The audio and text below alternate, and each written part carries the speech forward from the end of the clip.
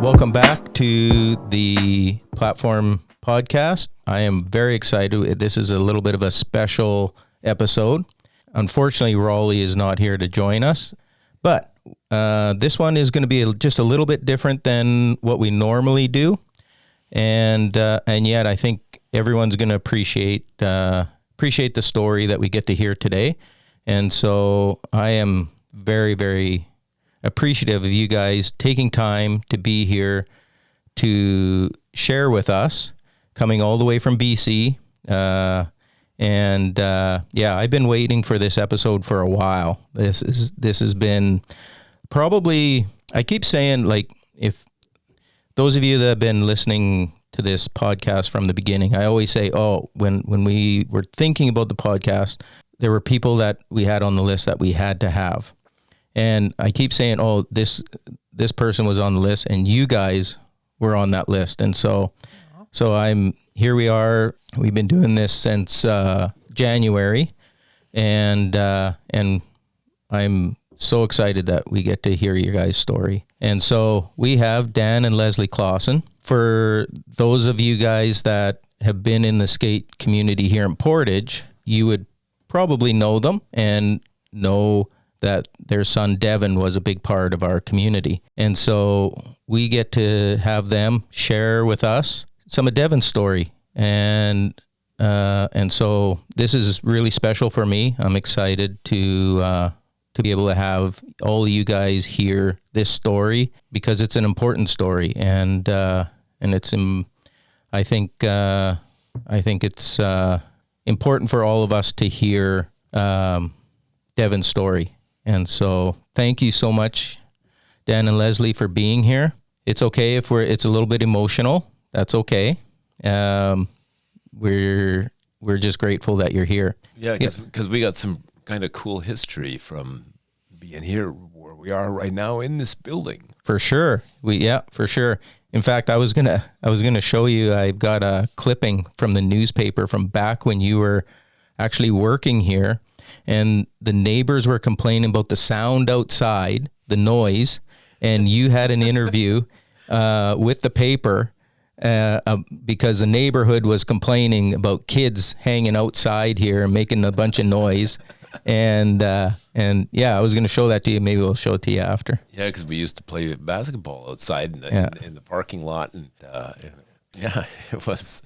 You kind of forget that because that's a few years ago. That is quite a few years ago, yeah. Yeah, when we started building this whole facility. Yeah. And even when we first came here, Steve was showing us around the place again, and we were talking about all the things that we did in this building with our kids and with friends. And thank you for having us here, Steve. It'll be really cool. It's, we do have a kind of a crazy story that happened to us, and how life just goes, how you don't expect it to go. Yeah, for sure. So your history here, if I'm correct, goes back, like you would have started renovating this space in 89, probably, because the drop-in opened in 90. Yeah. And you were here at that time, right? Yeah. Because my background is a carpenter, and so with Brian Rushton, and we came here and we started building this place and trying to figure out what we were going to do and what our goals were as Youth for Christ. And so it was fun. We were a young family, young kids, and this daughter's 32 now, and she was just like one. She was born in 89. So she was just a little one, but it was Hugh Fraze, who is Dan's nephew. Yeah, who was working here. Okay. Right? Yeah. Yes. Yeah. And the board got together, and you guys needed to have a drop-in director. And he says, you know what, my uncle, he would be great at this. We had never been to Portage or Prairie before. Really? Yeah. Just to drive I didn't know through, that. Just to drive through, maybe. Yeah. We're like, what, Portage? And that must have been in 89. Yeah, I would think it was 89, because I think that's when we got the building here. Yeah. Yeah. I think it was in 90. Jerica was just born in March. We came when she was a year old. So I think it's the next year, sorry. Okay, maybe. I thought I started volunteering with the drop-in being open in 90, but I could be wrong.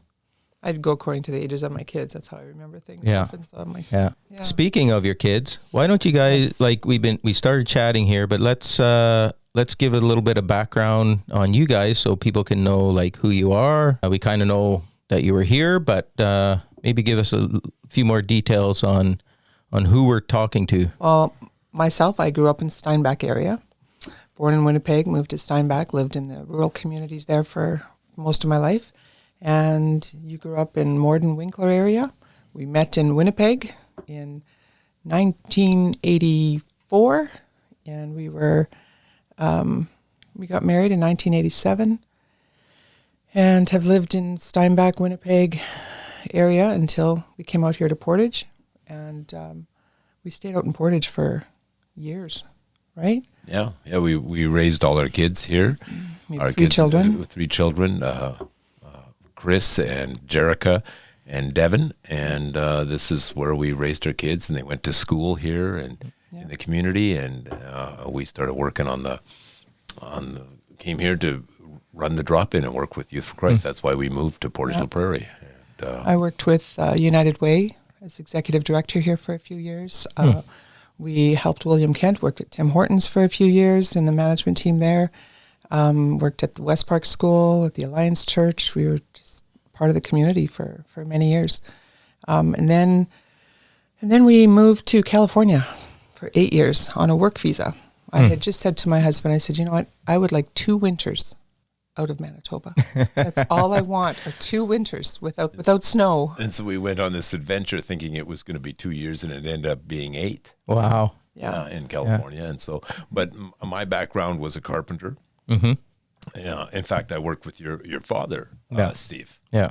And so that's kind of cool. And so that's kind of being a carpenter, help work in the drop-in, and I had a heart for kids. And in Steinbach, I had been involved with the youth there, in the youth program, and so that's kind of how it went. And through our whole life, we have worked with Teen Challenge guys. We've been doing that most of our life. Yeah, and as somebody that knows you guys, I can affirm that like your heart for youth has always shone through, and it's awesome.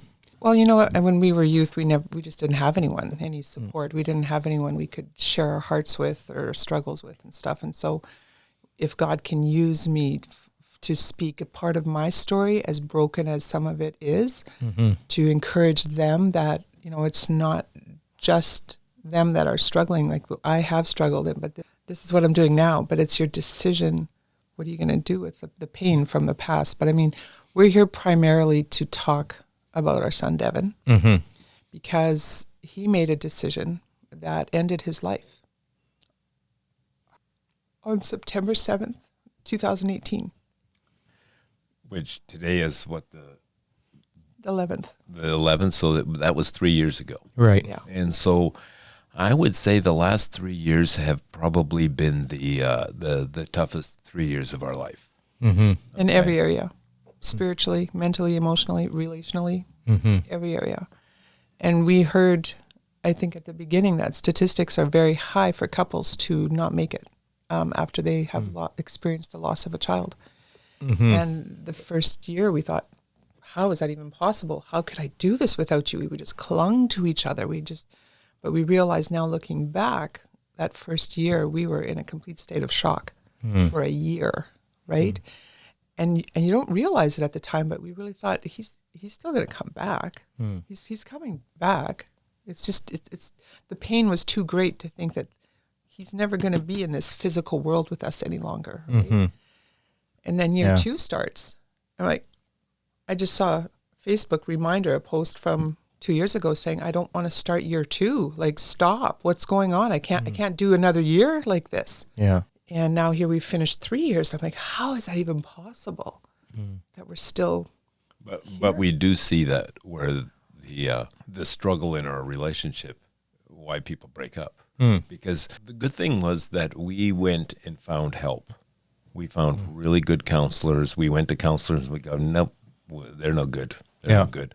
They're not what we need. And we found Anne-Marie in California who just really had what we needed, and really helped us realize what reality was. Help us get checked because you're numb.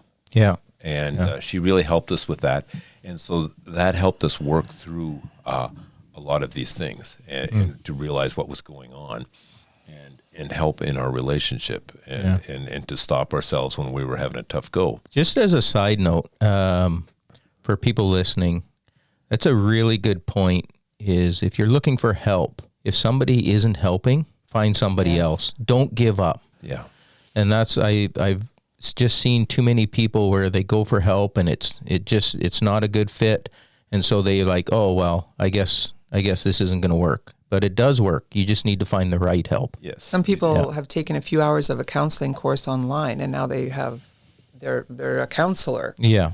But they have no ability to really be able to help you and go in the direction that you need. But, but to not give up. I know some people, I tried counseling and that doesn't work for me. Exactly, right? yeah. But it's like, no, that person didn't work for you. Yeah. Right? And their approach, but there is someone else that will. Exactly. This Anne-Marie was through the grief recovery method, which is a book as well. And it was transforming for us, even though the next 2 years after we took it was still beyond difficult. For sure. But we have. But again, it's when someone's trying to help you, you have to take the tools they're giving you and use them. Mm-hmm. Okay. Yeah. They're not going to they're not going to fix you. They're just giving you tools. And that's the thing. And something through losing our son at 25, he lived with us. He spent time with us. We saw his struggles in ways that nobody else did. Right. And then, so a lot of people were very shocked that Devin was the life of the party. He had such a presence about him when he came into a room. People would grieve him that had only spoken to him for 5 or 10 minutes. He just had such an impact. I can't even explain it. And that's part of what would sometimes it still gets me angry. He had so much to offer this world, right? But some little decisions he made at the beginning grew into something that ended up taking his life. He didn't plan that. That wasn't his intention. He promised me, Mom, I'm not going to die, right? And sometimes, I scream at the heavens saying, you promised me, Yeah. I mean, still the emotions go back and forth. We can have triggers that we don't even know. I call him and he's driving and I said, hey, are you okay? He says, I can't see right now. I just remembered, Devin did this, or like he drives Devin's Jeep, and he's just that kind of thing. And he'll come home. He says, hey, what's going on? I'm like, oh, I just saw this picture and reminded me of when he, it just, and then the next time I can look at that picture and tell someone about it and there's not a tear in my eye.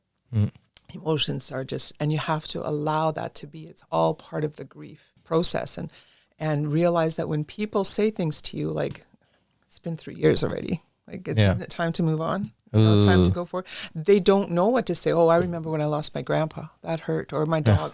A lot of people, their dogs are like, they're precious to them, and I get that, or their cats, or their birds, or whatever.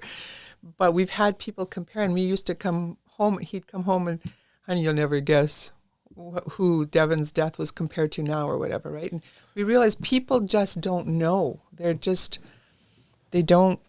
really not saying these things to spite us, to hurt us. They're trying to say something because it feels so awkward. They don't know what to say. Yeah. Sometimes to say nothing and just to be there and listen is all a person needs. That's the one that's grieving. Right. Yeah. We actually made up a list of what not to say at one time because we learned that you just have to be gracious, because we were at a place one time because we had friends who lost their son here in Portage, who was a big part of our life. Okay. And we thought we knew too how they would be feeling. Thought we got it. We got it, and you don't until you lose your own child. Yeah. And so you have to be gracious and realize that people just don't know what's going on. And through all this, God was very good to us. Like he was really good to us. He revealed things to us about Devin, and so I never have God issues. We just trust God that he'll take care of us, move forward, and he took care of our son. Okay, even in the midst of a bad situation. Okay, we've learned a lot of things. Some things we don't like that we learned. Okay, that we had to learn things the hard way. But you know what? Life isn't always easy. He struggled a lot, as much as he was the life of the party. From kindergarten on. Teachers, he drove the teachers crazy, but they loved him. Yeah, right? I can agree with that. He drove me crazy all the time too. He just because he didn't shut up. Right? He always had something to say. He always had to have the last word. That was the thing with me. Is like, dude, you have to have the last word, don't you? Yep. It's like even in that he did. Yeah. And I still remember. I think it was grade 6 or 7, and I came to pick him up from school. I'm like, why isn't he coming outside? And I come in and I'm standing outside the door, and I can hear him with his teacher, and arguing, and I'm crying outside the door thinking, oh, you don't get it, teacher. I'm thinking, you're never going to win an argument with him. No, never. I know you are the authority source. You just give him his discipline and leave it. Yeah. But he'd say, but Devin, 99% of the time, it's you doing this. The teacher's writing on the board, something happens behind it. It's usually Devin, right? Yeah. But it wasn't me this time. But it usually is. Yeah. But it wasn't. Okay, so why am I getting disciplined when I did nothing? But see, Devin, because of your reputation. And I'm like, oh my gosh, you're not going to win, No, you can't win. Yeah, let's go back all the way because this is kind of a skate podcast.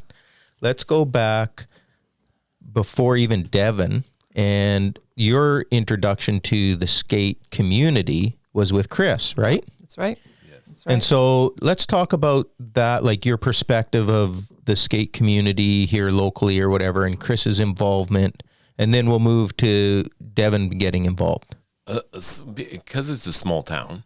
Right. Okay. You start to get to know a lot of the kids in the community. Yeah.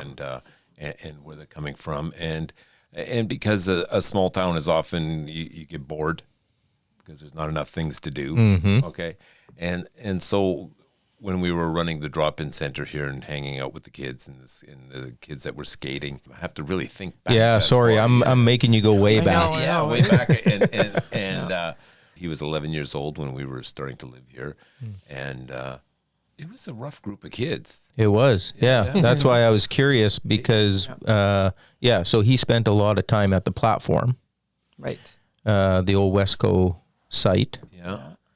Yeah, I remember he came home one day, someone had whacked him with a skateboard real hard. And he had got beat up with a skateboard. Yeah, I remember those. It was a tough time. Yeah. It was way different than when Devin was into this. It definitely was. And that's why I wanted to ask that question because it was a completely different scene in those days. Yeah. Yeah. It was a rougher crowd. Mm-hmm. Yeah. And they, who ran the skate ministry back there was none. There was none. It was the platform. It was just where kids hung out. Yeah. Yeah. And there was not really any structure. It was kind of a rough group that was just wild and did whatever they wanted to do. And but there weren't many choices of things to do in the community, like you said. So I mean, we were glad that he had that venue. Yeah. And then the drop-in, lots of kids were coming in hanging outside here. Right. Yeah. And that's when that started, and it was slow to get into that group and to talk to that group, and sometimes I wonder where all those kids are now. Mm-hmm. They're quite a bit older. Yeah. Okay. Their own teenagers now, right? Well, some of them I skate with their kids. Yeah. Yeah. Wow. So. Yeah, that's it. Yeah. Yeah. Time goes by, and yeah, and if Chris still lived here, you'd be skating with his kids. Mm-hmm. I mean, he's got a lot of kids, right? And he's 18-year-old, or 19-year-old now, and 12-year-old and 10-year-old. I mean, they would for sure be using the skate facility. Yeah. So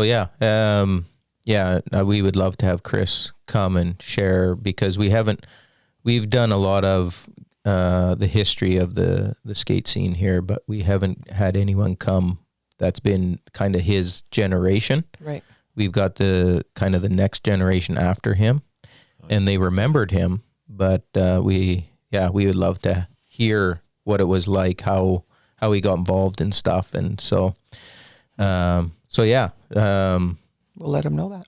Yeah, that'd be great. And so then with Devin, what did that, like from a parent's perspective, what did that look like when he got involved with the skate community? that would have been already in West Park. Yeah, it would have been West Park. Yeah. Yep. It was him, Matt Chabot, Clint, maybe? Colin Breckman. Yeah. Clint. For sure, Clint. Yeah, Clint was our neighbor right across the street. Yeah. And so was Matt Chabot was across the street. We all lived on the same street. They all played. And what about Wall? Al Wall's son. Nick or Rhett? Rhett. Yeah. I think. And those kids used to always hang out together and fool around together. And they were a fun group of guys. They were a good group of guys. Yeah. I really realized how much they appreciated and loved Devin after he passed. Because they would connect with me on Facebook. I'm typically very particular on who I have as a friend on Facebook, and after his passing, I'd get what, and they must have known Devin, and I just click yes, and I'm like, what? Who's this? And then they would send me messages and stuff and memories of, especially Clint.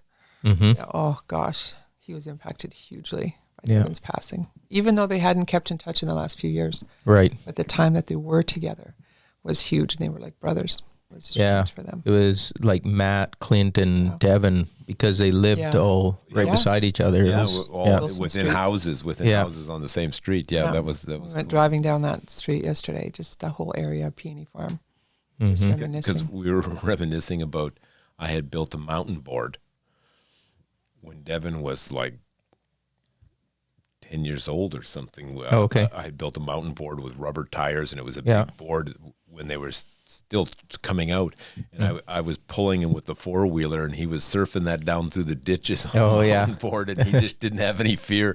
He wanted his feet strapped in. I go, man, if you have your feet strapped in and you wipe out, it's gonna be tough. He had no fear. The neighbor even called the police. They came and said, I'm sorry, sir, but you can't be doing this with your son. Too dangerous. We were pulling toboggans down the ditch with the Jeep, and we were being crazy, and so yeah, it was good memories. Yeah, that's awesome. Yeah. He was our little athlete. There was no sport he wouldn't excel in. Right. Everything he set his hand to with that was just, it was amazing. Devin was one of these guys that whatever he was into 100%, right? Yeah. Because that's the way he skated too. Like when he got into skateboarding, he put everything into it, invested all of himself into the skateboarding, right? Yeah.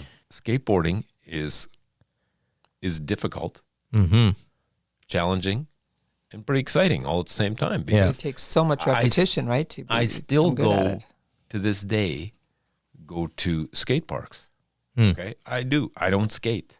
Yeah. Okay, but I go to skate parks and I watch kids skate because it's fun. Yeah, they're talented. They do amazing things. I still watch videos of kids skating because I think, wow, the guy's got talents and balance and skills, okay? And it's kind of an individual sport that you do in a group setting. Yeah, exactly. And we've talked about it lots on this podcast, the idea of the community, right?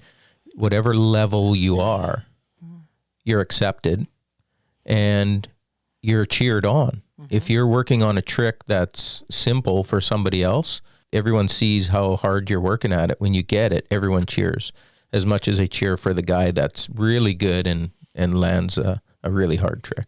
Right. And so there's an appeal to that, right? Yeah. That you're accepted in the community. It doesn't matter the level. So like you said, it's individual, but yet it's group, it's community. Right. So those that haven't been exposed to skateboarding with kids or themselves, or they probably don't appreciate the amount of effort and work that goes into it. That's right. Yeah. The amount of shoes they wear out. Amount of shoes. Yeah. And you know what? I think in my remote control kit, I still have shoe goo.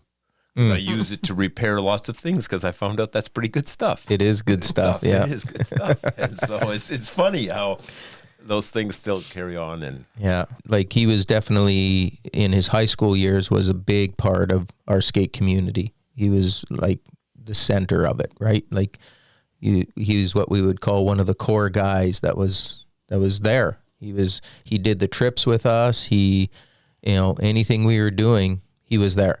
Yeah, he really enjoyed those trips. Like he had fun with those guys. Like I still remember him talking about them in his 20s, he was talking about that kind of stuff in Yeah. California when we were all together. And you know what? He still had a skateboard in California in his 20s and was fooling around on it. And I remember when he went on those trips because we didn't have cell phones back then. Right. So, apparently no news is good news. But as a mom, it's like, where are these guys? What are they doing? But he's in a safe place. And he's got, I just didn't know the details of what. Yeah. And it was better as parents that you didn't know the details. Probably. Probably. it was? I'm sure it was. Yeah. I might not have a job if you knew the details. Yeah. Yeah, that's good. Yeah, it was. You know what? It was. It had good memories. Mm-hmm. He had good memories about those things. Yeah. The guys that went on those trips with him, like you say, they connected to you because of those memories, and that they're so connected to him, and any connection, I think, to a part of him that they can still have it's important. That's why they connect with you guys, and that's why we have you here. Yeah. Yeah, because see, that skateboarding took him into snowboarding, which he just loved. Yeah. And then it took him into surfing. Yeah. Like a lot of the guys here would remember the high school years. And so maybe you guys can fill us in on what happened after. Like some people I'm not sure how connected people were to him once you guys moved away. What year was it, or how old was he when he left? I'm having a hard time remembering that. Grade 12. Grade 12. He was 1 or 2 credits short of graduating. And he couldn't wait just to get out of town and moved to BC and moved in with his brother and his family for a while, and then was with his sister. And so that would have been... So he was a waiter and a bartender. That's what worked he at was. Altos Right. at the Canadians. Yeah, he did that for quite a few years. And so he ended up being in Kelowna working on a golf course. Yeah. That's where he had moved to. And he was, 18, 19 at that time. And I remember he had a 10-speed bike, and he would bike to work, and he'd often put his headset in and talk to me on the phone while he was biking. And I remember at the beginning, he could barely talk. And after a few months, because he had a bike uphill, and all of a sudden he'd go, "Okay, Dad, I'm at work." After a few, and I go, "You're at work already?" "Yeah." I said, "You weren't even breathing hard." "No," he says, "I'm getting in pretty good shape now, biking to work every day." And so I think that's when drugs became a bigger part of his life. Okay. I don't really know when that happened, when that really started. If it started here in Portage La Prairie, or because he went from West Park School into PCI. But he was expelled from school in grade 10 for experimenting with marijuana. And again, curious. He was as just parents, curious. as parents, you hear stories. You hear, but we already know there's always 3 parts to the story. For sure. There's their story, somebody else's story, and then there's the truth. Okay. And so I don't know if we'll ever know everything that went on, right, and how it started, and probably some kids know more than we do. Okay. Yeah. But we know that. Who are these kids? Let me find them. What? They know more than we do? What? But again, it's who you hang around with, what direction it pulls you. Okay. And we've always seen that, and we know that in our own lives. I've always told people that, you know what, you become the average of the 5 people you hang around with. Okay. So who are you hanging around with? Is that the average you want to be? We weren't in the loop with a lot of things that went on after he left Manitoba, though. Right. Right. And he liked that independence of of us not knowing, I think. Like a lot of kids do, right? They're done school, let's move out. And Mom and Dad, you want their help when you need it, but let me make my own decision. I'm an adult. Right. Now, right. Yeah. So it's like they're trying to find themselves as well. So that was BC. Yeah. So then he lived in BC for, quite a while. And then we had no one at home. We were living out in Oakville area, right, on the farm. And we thought, well, why do we have this big place and all this? Empty nesters. And we were empty nesters. And so we said, let's go on an adventure. Let's try something. Let's sell everything we own, and let's move to California. Yeah. The company I was working for out of BC, they opened up another department in California. So I just had to get a work visa and that kind of thing. And so we just we didn't know how long it was going to last. Like we just were enjoying the ride while we had it for, you know, right. And then it just. And I used to always say to Devin, see, look, I've worked so many years. Now your mother's going to work. And he goes, Dad, it ain't going to work out that way. It's not going to. I said, shut up. It is.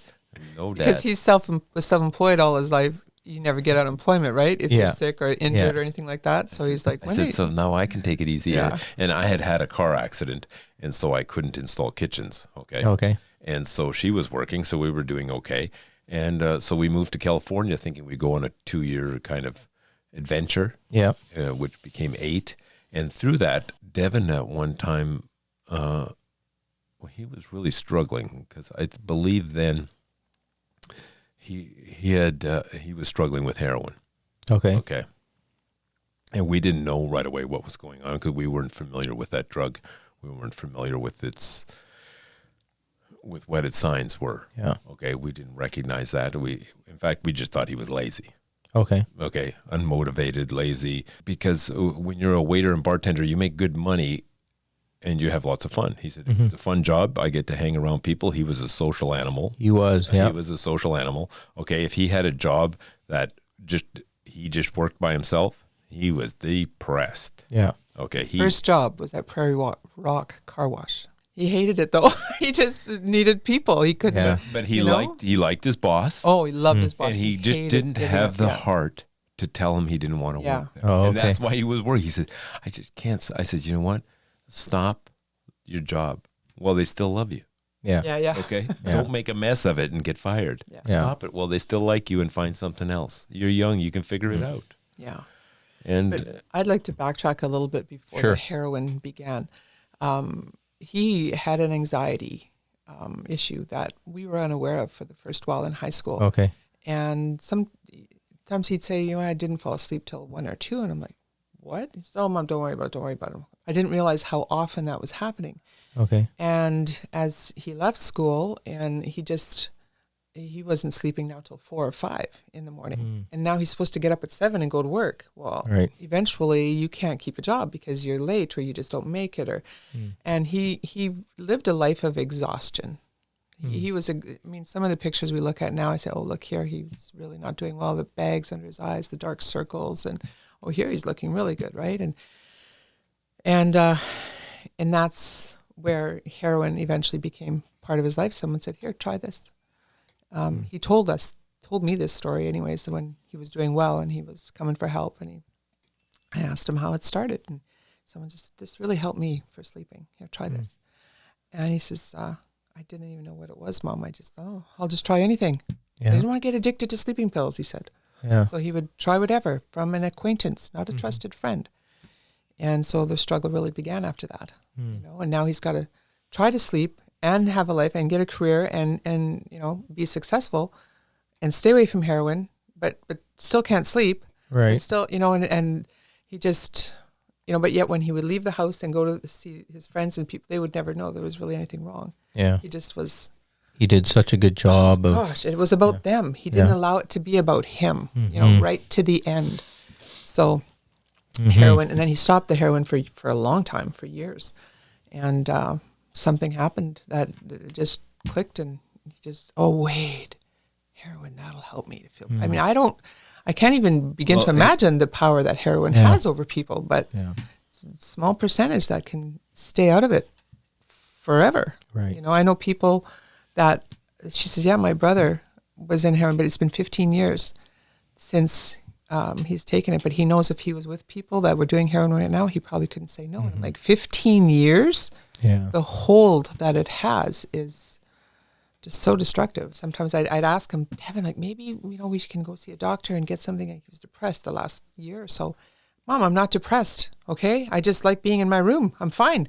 Oh, okay. Do you hear yourself right now? Like that doesn't even make sense, right? Like he'd be in his room for days. It's important for us to know kind of the root of it. So many of us never saw the flags because he did such a good job of hiding. And like you said, just it was always about the people around him, not about him. He didn't want to have that negative focus. And Because I think even as parents, sometimes he, later on in his life, he was ashamed that he needed our help so much. Yeah. Okay. Because I remember when he was struggling, he phoned me one day and said, Dad, I'm really having a hard time. I need to kick this. Can you come help me? And that was hard for him to say that. And we came and we spent a whole weekend, 4 days in a hotel room for him to try to kick, okay? Yeah. And they don't call it kicking for no reason, because you kick, okay? And it was a big struggle, and that didn't even help him, okay? Because it's just such a pull. Even through that, him coming to California, he developed a huge group of really good friends, like really good friends who rallied around him, encouraged him, prayed with him, had fun with him. Pokemon was the thing, okay? Like 3 a.m, they'd be out on some pier out in the water somewhere playing Pokemon and with all his friends, laughing and having fun, and really good fun. Like they were having a good time. And so we saw what a difference. He saw what a difference it makes to have good friends, like good quality friends who actually care for you and care for your well-being. Yeah. Like they would have interventions for him where they would pick him up and they would bring him to 7 of his friends, and they'd all talk to him and encourage him and get him to share. And it was good for him. That was March 1st of 2018 that happened, that they saw the signs and stuff, and they came to us and they said, what do we do? And we said, you know what, we're going to stay out of it. You guys, like they wanted us to come to the intervention, right? You guys you do what you feel God's calling you to do right now. You love him, and he needs to see that how much you support him and are there to help. But as much as they would do anything, they didn't know what to do. Right. We didn't know what to do. Yeah. And we know more about it now. Yeah. When it's too late for him, which is why we love to share his story to maybe help others. And maybe it's not the one experimenting with the heroin or always wishing or hoping or wanting to one day, but maybe it's to a parent or someone who will have a kid one day that they don't know what to do, and the signs to look for. You know, we had no idea. It's tough seeing your child go through stuff like that. Through that, we've realized that the power that each one of us has is to make decisions, okay? And so there's people who influence you. There's people who influence you for good or bad to make certain decisions, okay? But it's still your power. I call decision making a superpower.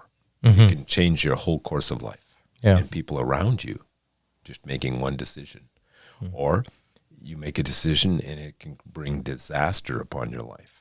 And he saw that too. He even said to me one day, he said, Dad, I don't know what made me make that decision, he said. Because he said, I came from a good home. I had a good understanding of life. I went to a good school. I learned a lot of good things, and I still made a bad decision. He said, I don't understand why I did that. And you know what? Dan reminded me of that after Devin had passed. He says, no. He says, Devin said, Dad, I don't know why I made this decision. Nothing happened. I grew up in a good home, and there's nothing you guys did that caused this. I just decided to try it. And even though he had seen his older brother go down a path that was quite destructive, right? He still made those decisions, and he said, I don't know why I did that. Yeah. And he struggled with why he did that. And he found life hard. He said, Dad, life is hard. I'd rather go back to school. I should have done better at school and just hung out there. I had lots of fun. And this was years later after he was out of school. And he just had this anxiety thing that he just wanted everything to be perfect. And life just doesn't go that way. Yeah. Okay, sometimes things are hard, and you got to struggle through them, and you got to figure out which way you want to go, and that's why I say that who you hanging around with, because they will help you or direct you, or and help you direct it. And you know what? In finding people who are wiser than you, and getting counsel and talking and just talking with good friends makes a big difference. Makes a big difference. Because we saw that, and he saw that later on in life, that he had a good group of friends, but he had already made decisions, and so he had these, I call them demons, that way. He said it was evil. He said, I can't even talk about it, Dad, because then I start wanting it. Yeah. Okay? So many times he says, I can't leave my room because if I do, I know I'll go get it. So he would stay in his room, and then he would just Uber Eats, constantly coming to the door. He'd come down out of his room, and we'd be down and, hey, son, and he'd just look at us, go back in his room. Like, he wasn't himself anymore. And I would take it personally as a mom. Right. And it would hurt me. It would devastate me. I'd often be at the kitchen sink with my back to everyone, just crying and trying to do it quietly because of something he said that just was so spiteful, you know, and he'd get so angry at me so quickly. And so I have to choose now not to remember that side, because that wasn't him. Right. That wasn't him. The drug changes you know, And he was frustrated with himself. Yes. Yeah. Because he knew who he was. A lot of it was shame. You know, and it's hard to pull someone out of that. It's hard to pull someone out of that. They have to want it, right? And I was trying to make it happen. And, well, why don't you try this? Or maybe you should, you know, I mean, sometimes when he came out of his room, he didn't even have the ability to go and have a shower and clean up. He would just, and that became a joke, because he'd be wearing the same clothes, but he would just spray his Axe? Yeah, Axe spray? I don't even know what it was called at the end, but just his cologne all over him, right? He'd just smell that. And he'd get mad when I'd go in his room and he wasn't there to go wash his clothes. And he says, they weren't dirty. You're going to wear them out. You're washing them so much. I'm like, just because there's no stain on it doesn't mean it doesn't mean washing. So, but I have to choose to leave that. Yeah. And one thing that he did bless us with hugely, I mean, there's so many things, right? Like, but 4 months or so, first of all, before he passed away, he just nonchalantly gave me his password to his phone. He's like, yeah, no one ever guesses my password because it's so easy. It's stupid. No one would think that someone would do that, right? So when they handed me his phone the day after he was gone and stuff, I'm like, okay, number one, I feel like I'm totally betraying him because I have his phone in my hand. Okay. Yeah. And number two, I'm like, but I'm yet as much as I feel like I'm betraying him, I need to know what happened. Yeah. What happened? You know, only because of my love for you. I don't care about whatever shouldn't maybe be on there or whatever, right? But he still never changed his password. I got in there, the little video clips that he would leave, like a few seconds, like he's driving by himself. He'd take this little selfie video and record himself singing one of Drake's songs. You know, I told her only partly, I only love my mom. My mom, I'm sorry. Like that like just the gifts like that were left for us, you know, and it just, it's just really carried us through a lot of difficult times. Although it's hard to hear his voice, sometimes it's like, wow, I haven't heard his voice in a couple months. I need to get, you know, just have some quiet time by myself and just really get into my son and who he was. And yet I'm rambling. Oh, that's good. It's good. Rambling's good. Yeah. Yeah. So that's you know, you grow up, you raise your kids. You raise your kids and you grow up and you have expectations on the direction they're going to go, okay, and how you would like life to go. And it doesn't seem to go that way, okay? And you just realize that your kids have to make their own way. They have to figure out their own stuff, and you just got to give them some tools to work with. And but making decisions is a huge thing, because we make decisions every day. Like an adult makes decisions. What did they say? If you Google it, I think it's like 35,000 decisions a day you make. Okay, that's how many decisions. Like you're making a lot of what you're eating, what you're wearing, what you're drinking, what you're saying, and so it's important to have good people around you to help with that. And that's why I like this facility. I like what you're doing here, Steve. Like, it's a good thing. It's a good thing. It gives somebody some tools, some place to talk. Because if they don't have that from their home, and because of choices their parents made, it's just not available, that healthy venue for them to speak to someone and share their heart. There are places outside the home that can offer that, especially nowadays. Oh my gosh, you can be anonymous and call and get some help. Yeah, exactly. And it's not, some people see it as a sign of weakness. I don't want to get help. I don't need help. I'll figure it out myself. I know what to do. And they just continue struggling through their whole life. But it's like, it's a sign of courage to go and ask someone, you know what, I'm really struggling in this part of my life. And maybe it's 2 or 3 times to talk. Maybe it's 6 months or a year or 3 years, whatever it is, whatever's needed, as long as it's working for you. You know, I mean, that's what we need to do. That's how life goes. Yeah. Because we've gone to lots of marriage counseling. We've gone to seminars. We go to things to educate ourselves and to help our relationship. Okay? He's a very difficult man to live with. Just thought I'd throw that out there. The world could know. No. I won't say anything there. Just do a little bit. A little bit.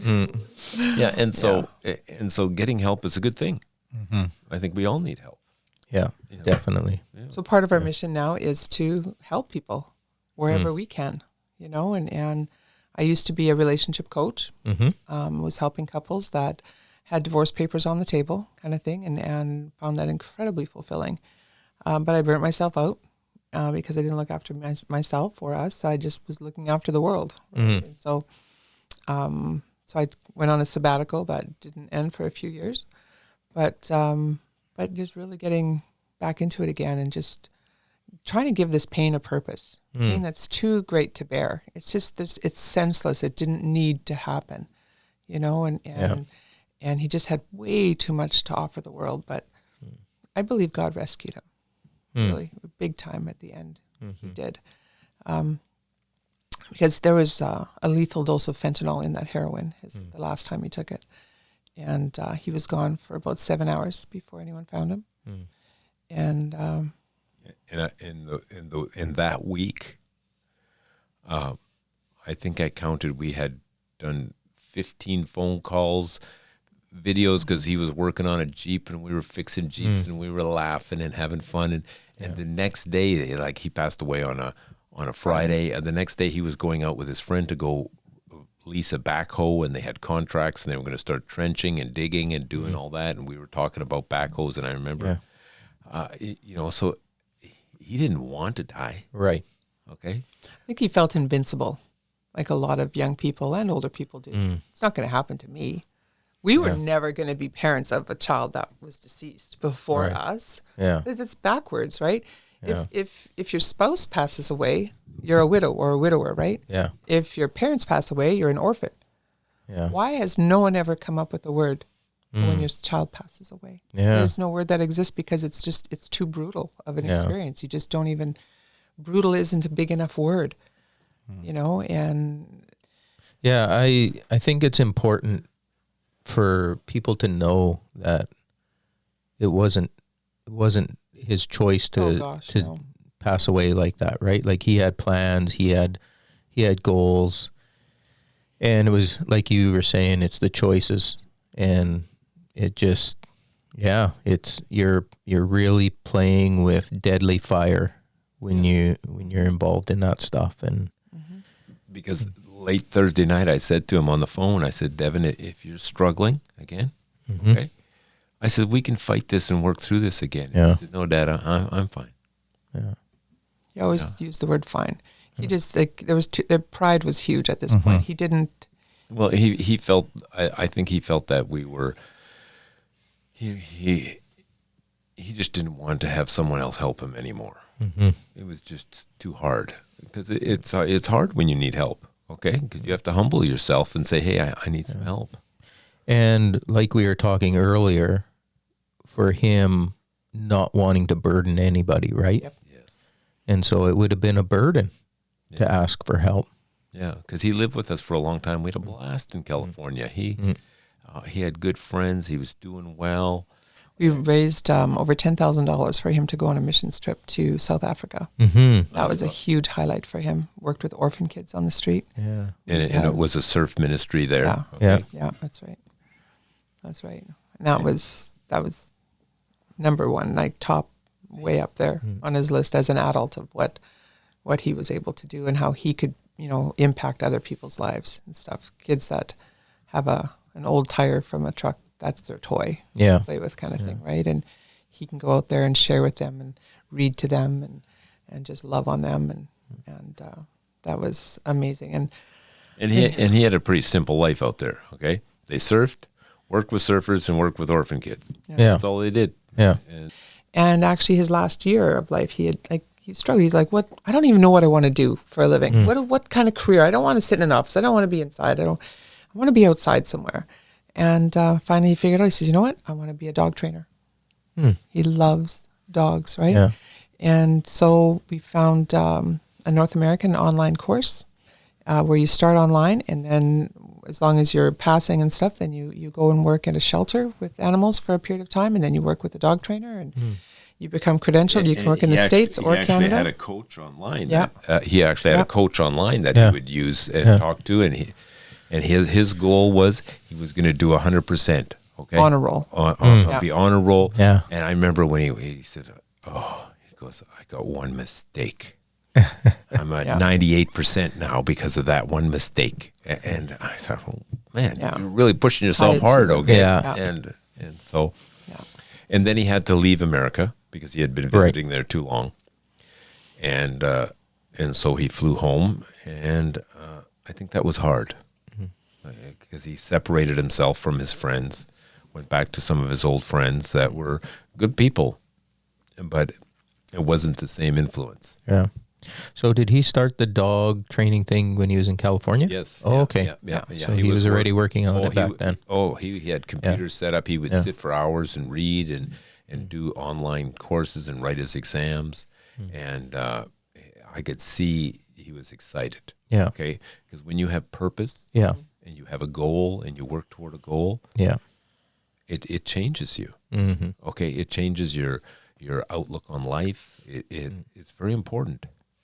Because if you just exist, it's depressing.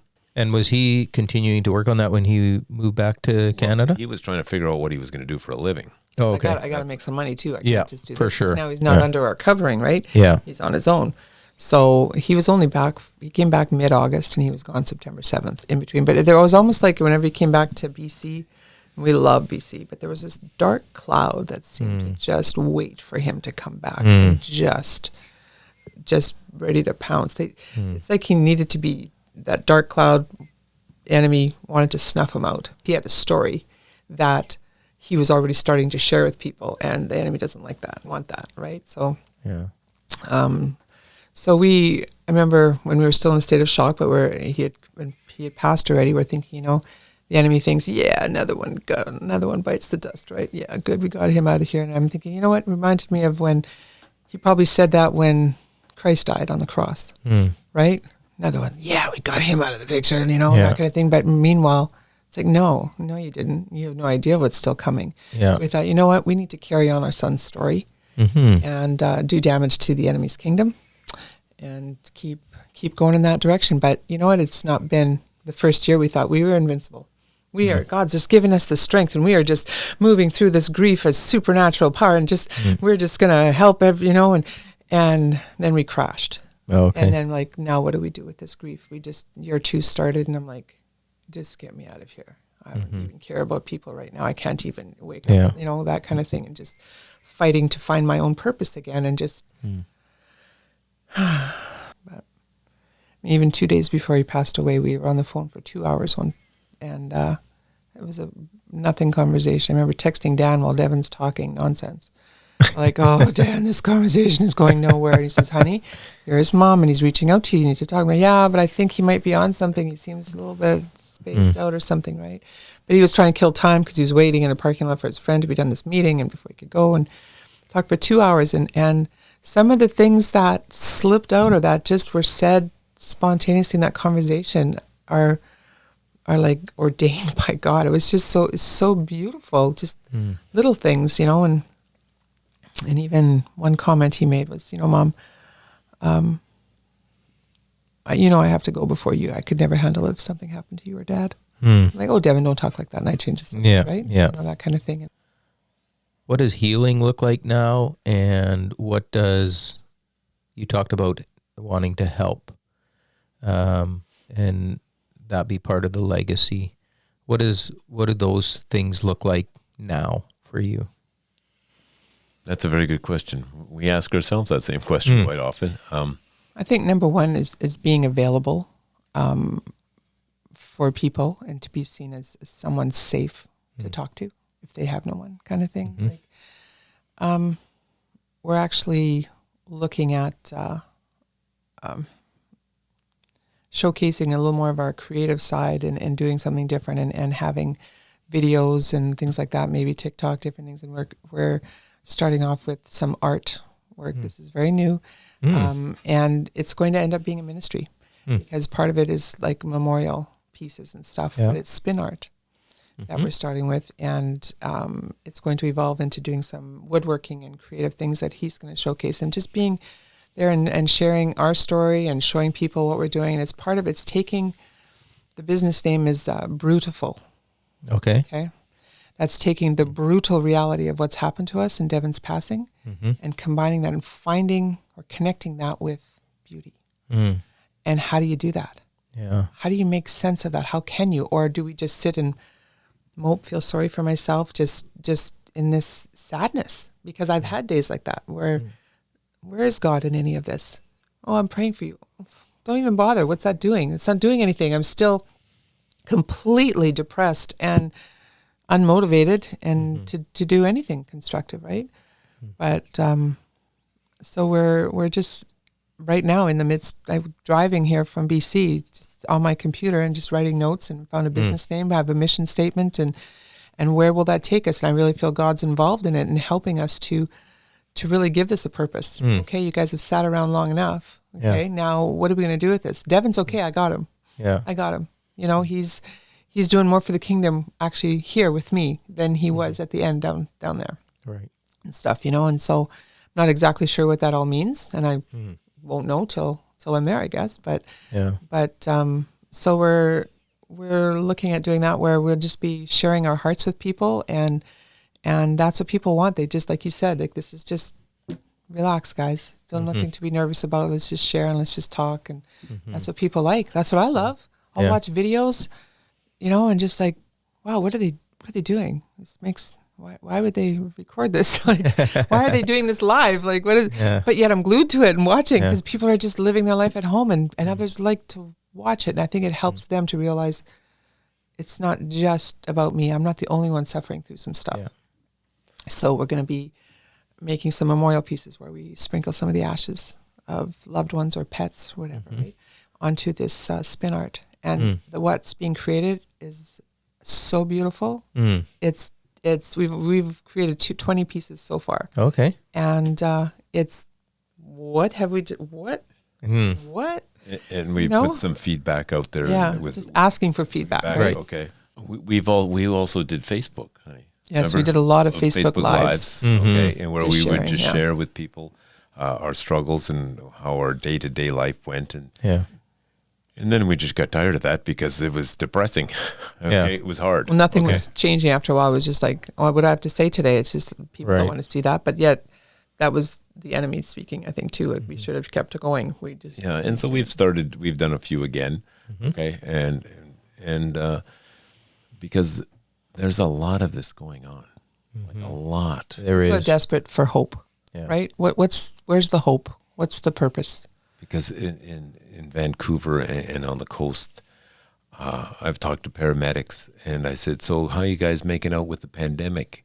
And paramedics have said to me, which one? And I said, what, your other one is fentanyl? And they go, yes. Daily, kids are dying from fentanyl because they made the wrong choice. And he goes, it's incredibly sad. And so we want to encourage people to watch what kind of choices you're making. And sometimes it just starts out small. Small stuff starts, and then the choice grows into something else, and then you make another choice, and all of a sudden, whoa, you just dug yourself a big hole that you're having a hard time, that you're going to struggle with your whole life. So it's a journey, and to know how healing looks, it is a slow process. And because we need to allow it to be. Yeah. Right? Like it just, it looks different for every person. Right. It's not the same. Yeah. And to just allow yourself to grieve and to work through some of your thoughts and just not to give up.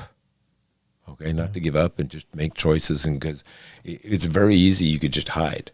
Mm-hmm. We live in a world now where you could hide in a crowd. So if there's people struggling, whether it's somebody with similar struggles as Devin that's listening, or parents of somebody, what would you say? Number one, don't do this alone. Don't just, you feel you can't share it with your family or your neighbors or someone because how they might look at you, how they might view you, and how they might, what? Like, where did I go wrong as a mom? That I have got 2 out of 3 kids that struggle with drugs, and one, it took his life. Mm-hmm. Am I soon going to, I won't even go down that path, but it's just, don't do it alone. Find someone safe. And if you've been hurt before by someone that you thought was safe, and that doesn't mean now we put the rest of the world in a box and say nobody is safe, right? Who out there is safe and can help you? I want to read one quote that I had written down here from a movie I watched called Second Act. And J-Lo makes a real profound statement where I recorded, I went back and I just kept typing. Like, what did you just say? Like, that is our story, right? And it's just, she just said, we create our own fate, but our lives are created by a series of choices. One decision leading to another, bringing us times of great joy or years of regret. In the end, it's up to us. We get to write our own story. Our mistakes don't limit us, only our fears do. Every day you wake up and have a second chance to do whatever you want to and be whoever you want. The only thing stopping you is you. Our son Devin, he loved well when he could. He laughed hard when he was able. And he believed completely, even on the darkest day. We know our son's in heaven. You don't need to be perfect when you take your last breath to make it to heaven, right? And that's just something that's been profound and reminded me. Every day I have a decision to make. What will that look like for any of us? Yeah. Finding someone to talk to and share that's safe. And again, finding good friends. And as parents who are watching their kids,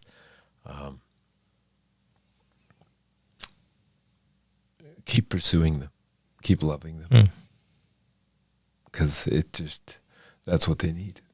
They need to be loved and pursued.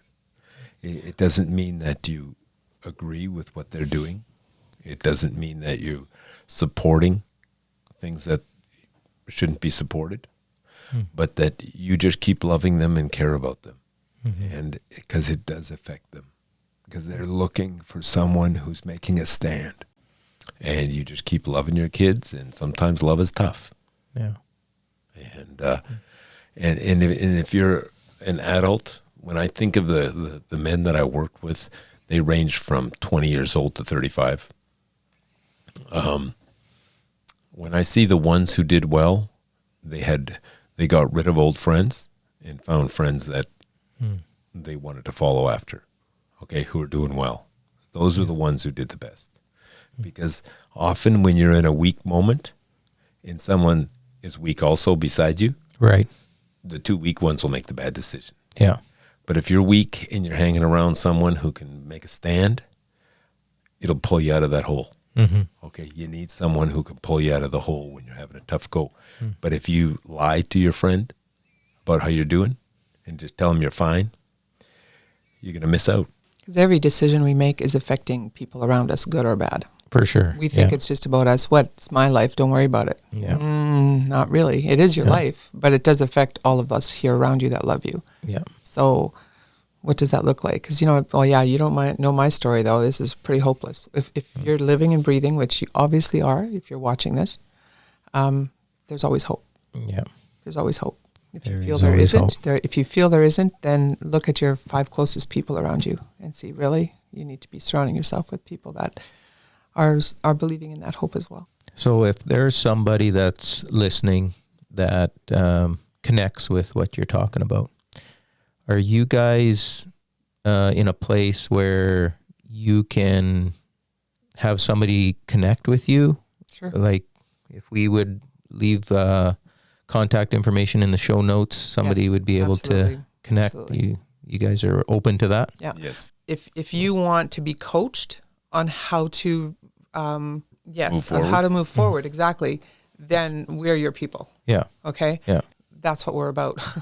Yeah, We for just sure. we want to help people with that. We if there's a piece of our brokenness, a piece of Devin's story that resonates with you, however, and you want someone to coach yourself, what's your part in this? What can you do to change your situation and stuff? Not, well, yeah, but he's never changing. You know what I'm saying? Like, it's just It's it's an individual Yes. thing, okay? Yeah. an athlete hires a coach, right? So that Yeah. they can become stronger and better and push through a hurdle that's stopping them from getting to their goal. Yeah. If that's who you are, then yes, we'll definitely leave our contact information. Yeah. Awesome. Okay. Thanks so much for being here. Appreciate your vulnerability with your story. Well, Awesome. thank you, Steve, for inviting us. I know we've been trying to work on this a few times because we don't live here and we're trying to come through town. And this is a good thing. Yeah. And I appreciate what you're doing, okay? Thank you.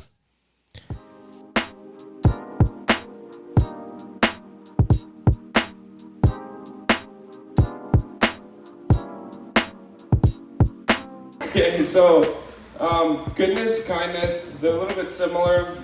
They're similar fruits, kind of like a strawberry and a raspberry. It took me a long time to think of 2 fruits that were similar. So, okay, being kind is always good, of course, right? Everyone can agree with that? Yeah. Well, okay, but being good isn't always necessarily being kind. Come on. Ooh. We're gonna go to the doctor, right? Doctor says, Nick, eat your veggies, okay? It'll make you feel better. That's a good doctor, okay? He's not gonna give you some pills so that you're like, it hides the pain, but it doesn't really fix the pain. It's not always the kind doctor that's just gonna give you your pills that you want. God's goodness is the general category in which God's love, grace, mercy, pity, compassion, long-suffering, kindness, and other expressions of his tender and fatherly character are placed. Yeah, I know you're all, ooh. And God saw everything that he had made, and behold, it was very good.